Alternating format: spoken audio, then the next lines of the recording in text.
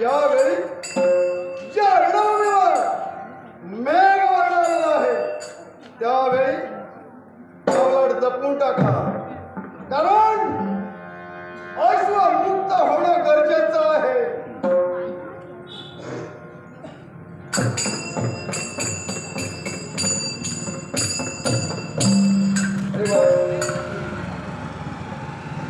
या रणभूमीवर माझा नेत्रासमोर असणार व्यक्ती कोण आहात आपण? सैन्यवाल म्हणता तोच मी.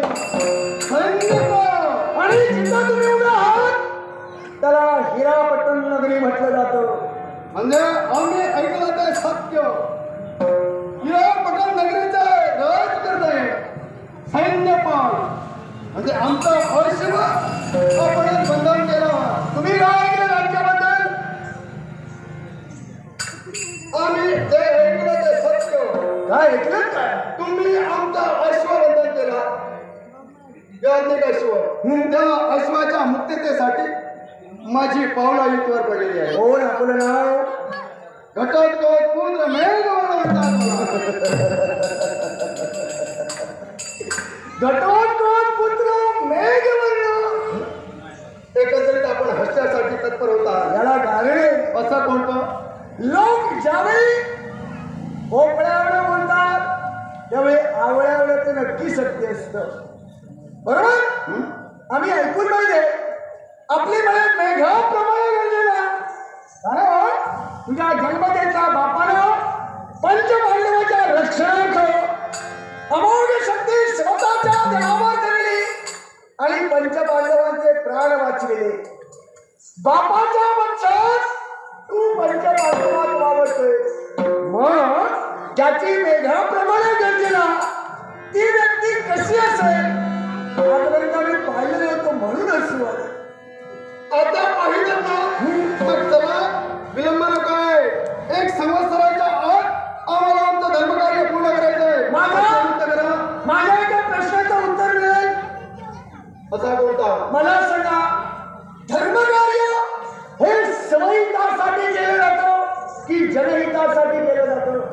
जनहितासाठी. म्हणजे जो याज्ञिक अश्व तुम्ही जो करता पंचपांडव हा जनतेच्या हितासाठी. तो कसा? तो एकच की हे धर्मकार्य आहे. या धर्मकार्यात प्रत्येकानं आपला सहभाग दर्शवायचा असतो. सहभाग कसा दाखवायला हवा? सहभाग दर्शवायला हवा याचा अर्थ तुम्ही इतरतरी या पृथ्वीच्या पाठीवर असताना वीराला दुसरं देणार, त्याला घालवून लावण्याचा कर्तव्य पंचपांडव करणार का? प्रत्येक वीरानं आपलं वीरत्व दाखवायचं आहे, आपला पराक्रम दाखवायचा आहे. या विश्वाच्या पाठीवर पंचपांडवच पराक्रमी आहे. इतर तर कुणी वीर नाही. मला सांगा, 18 दिवसाच्या महाभारती युद्धात तुम्ही काय काय पराक्रम केले? संजयपाल मी असं म्हणालो नाही. दुसरा कुणी पराक्रमी नाही असं मी म्हणालो नाही. मग मस्तकावरची जी पत्रिका दिली त्याचा मजकूर बघला. त्याची कळ घेऊन शरण यावं हे सैन्यपालाला मान्य नाही. तुम्हाला जर अश्व नाव असेल मजकूर बघणारे अश्व घेऊन चला. जो अश्वाच्या मस्तकी लिहिला गेला मजकूर तो कदापि गोंधळणार नाही. आम्ही सुचू शकत नाही, कारण देवाच्या वचनात तो मजकूर लिहिला आहे. हे धर्मकार्यासाठी आपल्या जवळ असणारे स्थावरजंग मालमत्तेचा वापर केला जातो. मग मला सांग, या अश्वाला नेण्यासाठी जो अश्व हवा होता का चोरीला आले? तुला लाज लज्जा आतून शरण काही आहे की नाही? मी अश्व चोरून आणला हे तुला कोणी सांगितलं? अरे मला सांग, 18 दिवसाचा महाभारत युद्ध झालं, पापक शालन घडलं आणि त्या पापाला शालनासाठी धम्य ऋषीच्या सांगण्यावरून गोपाळ कृष्णाच्या आज्ञेनं तुम्ही अश्वाचं परिपूर्ण केलं ना, सुरुवात केली ना. मग हा जो अश्व हवा होता तो आणण्याची जबाबदारी प्रथमतः तूच मस्तकी घेतली होती. याचंही कारण सांगतो. कारण यामध्ये तू म्हणे कशात बाळांग? मायावी विद्ये. मायावी विद्या. मग मला सांग, मायावी विद्येत विद्या विनयाने शोभते. विद्येचा सदुपयोग करायचा असतो की दुरुपयोग करायचा असतो? नक्कीच सदुपयोग करायचा. मग दुसऱ्याची वस्तू चोरून आणणं हा विद्येचा सदुपयोग झाला की दुरुपयोग झाला? हे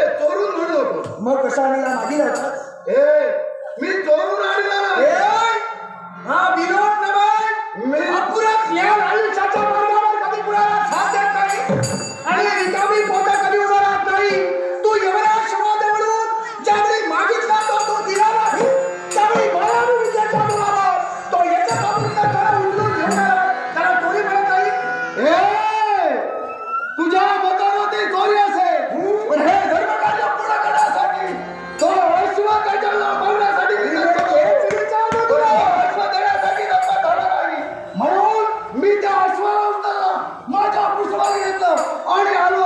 तू पाठीवरून आणलास की डोकीवरून आणलास याला महत्व नाही. चोरून आणलास हे मान्य कर. जय! मान्य नाही. हे मला मान्य नाही. मी पाठीवरून आणलेला आहे, मी चोरून आणलेला नाही. तेव्हा अश्व तुझ्या सानिध्यात आहे. जो अश्व बदल केलेला आहे तो अश्वाची मुक्तता करून दाखवी.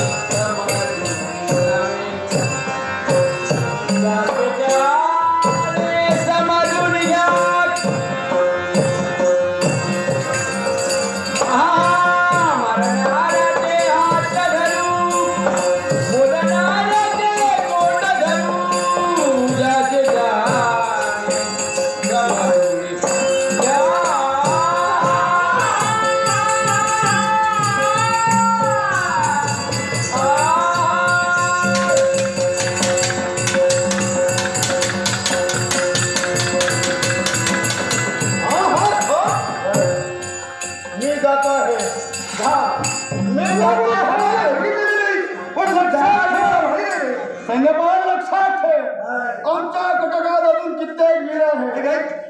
तुझं कसं झालं माहितीये, तू किती उंचावरून पडलास तरी तू काय म्हणतोस मी अजूनही उभाच आहे. एक गोष्ट झाली रे, तोंड नाक फुटे त्यावेळी समजते.